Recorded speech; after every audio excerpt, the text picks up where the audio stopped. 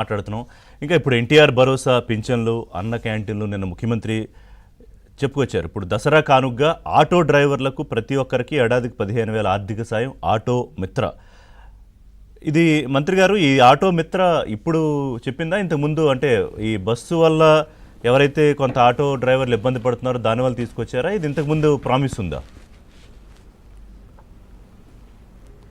Sir auto మిత్రనే కాదు sir, చెప్పని కార్యక్రమాలు ఎన్నో చేస్తున్నాం. సంక్షేమ పథకాలు సూపర్ 6తో పాటు మేము మేనిఫెస్టోలో లేనివి కూడా అవసరాన్ని బట్టి ప్రజలు ఏ విధంగా బాగుపడాలి, వాళ్ళు ఏ విధంగా ఆర్థికంగా బలపడాలనే విషయాలు తెలుసుకొని చంద్రబాబు నాయుడు గారు అనేక సంక్షేమ పథకాలు చేశాం, చెప్పనివి కూడా చేశాం.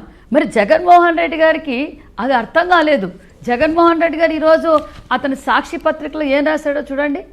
బలవంతపు విజయోత్సవాలు. ఇదే కాదు, ప్రతిరోజు కూడా బలవంత విజయోత్సవాలు. ఎక్కడ మేమేమన్నా చెట్లు నరికామా లేకపోతే బలవంతంగా తీసుకొచ్చామా? ఆయన సిద్ధం సభలు పెట్టారు, మనందరికీ తెలుసు. ఆయన సిద్ధం సభలు పెట్టినప్పుడు ఏ విధంగా నడిపారు? ఖాళీ కుర్చీలు ఎలాగున్నాయి, బలవంతంగా పోలీసుల్లో అడ్డం పెట్టి గోడలు కట్టి వాటి జేసీపీతో ట్రెంచులు తీసి అంటే బయటికి పోకూడదని ఏ విధంగా సిద్ధం సభలు చేశాడో మనం చూసాం. గ్రీన్ మ్యాట్స్ లో లేని జనాలు ఉన్నట్టు గ్రీన్ మ్యాట్స్ మరి చూపించటం. ఇప్పుడు కూడా ఆయన ఏం చేస్తున్నాడు, ఒక చోటకు పోయి ఇంకో చోట మీడియాలో జనాలు వచ్చేస్తున్నారు జగన్మోహన్ రెడ్డి గారికి అని మొన్నటి రోజు కూడా ఆయన అర్థం కావడం లేదు జగన్మోహన్ రెడ్డి గారికి. ఇందులో ఏం అబద్ధాలు ఉన్నాయండి? మేము చేసిన సూపర్ 6 ప్రోగ్రాంలో మేము పెన్షన్ ఇవ్వలేదా? చెప్పండి మీరు.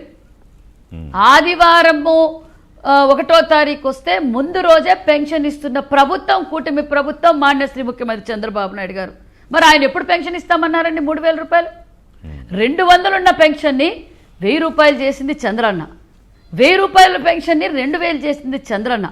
2,000 పెన్షన్ని జగన్మోహన్ రెడ్డి గారు నేను కుర్చీలో కూర్చుంటానే 3,000 రూపాయలు చేస్తానని చెప్పారు. 250 పెంచుకుంటూ 5 సంవత్సరానికి ఎన్నికల ముందు ఆయన 3,000 పెన్షన్ చేశారు.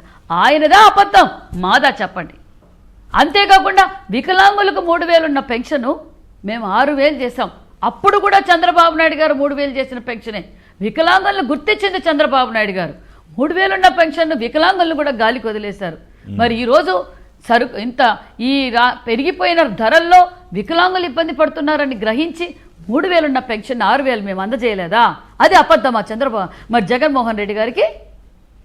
మరి 100% పెట్టేట ఉన్న వారికి 5,000 ఉన్నది 15,000 అందజేయటం అది అబద్ధమా జగన్మోహన్ రెడ్డి గారికి? ఏం మాట్లాడుతున్నాడు జగన్మోహన్ రెడ్డి గారు?